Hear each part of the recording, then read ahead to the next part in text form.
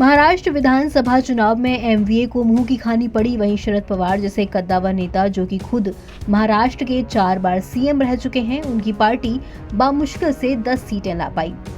अब एमवीए की हार और शरद पवार की कम होती हुई पावर के कई तरह के तर्क वितर्क चल रहे हैं।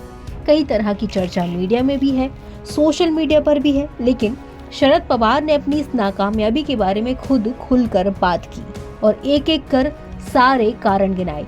हम आपको बताते हैं कि उन्होंने क्या क्या कहा है।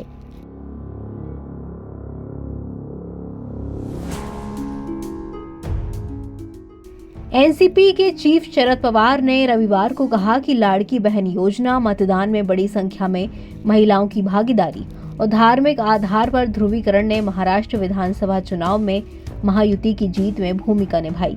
शरद पवार ने कहा कि निश्चित तौर पर उत्तर प्रदेश के मुख्यमंत्री ने जिस तरह के बयान दिए हैं उससे ध्रुवीकरण हुआ है।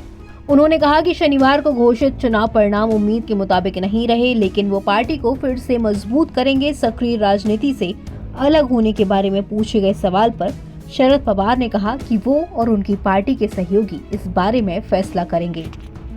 आगे शरद पवार ने कहा कि एनसीपी नए नेतृत्व की नई ऊर्जा के साथ लोगों के बीच जाएगी। ईवीएम पर पूछे गए सवाल के जवाब में पवार ने कहा कि वो इसके बारे में तभी बोलेंगे जब उनके पास आधिकारिक आंकड़े होंगे। एक दिन पहले शिवसेना यूबीटी के नेता संजय राउत ने महायुति के पक्ष में आए बड़े जनादेश के पीछे गड़बड़ी का संदेह जताया था।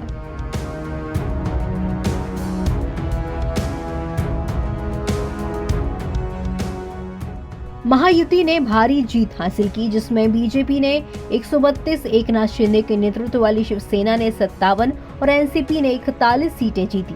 इसके विपरीत विपक्षी गठबंधन महाविकास अघाड़ी एमवीए 46 सीटों पर ही सिमट गया। एनसीपी चीफ शरद पवार ने कहा कि महाविकास अघाड़ी गठबंधन ने बहुत मेहनत की, लेकिन वांछित परिणाम नहीं मिले। भले ही लोगों ने चुनाव प्रचार के दौरान एमवीए को सकारात्मक प्रतिक्रिया दी। उन्होंने आगे कहा कि लोकसभा चुनाव में सफलता हासिल करने के बाद एमवीए ज्यादा आश्वस्त था। पवार ने ये भी कहा कि और अधिक काम करने की जरूरत है। ये पूछने पर कि क्या वो चुनाव परिणामों से हैरान थे, पवार ने कहा कि शनिवार को चुनाव परिणाम घोषित किए गए।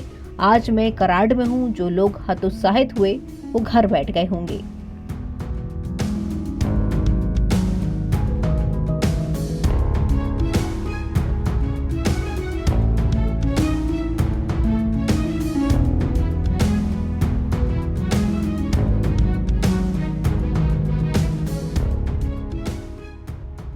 एनबीटी ऑनलाइन की रिपोर्ट।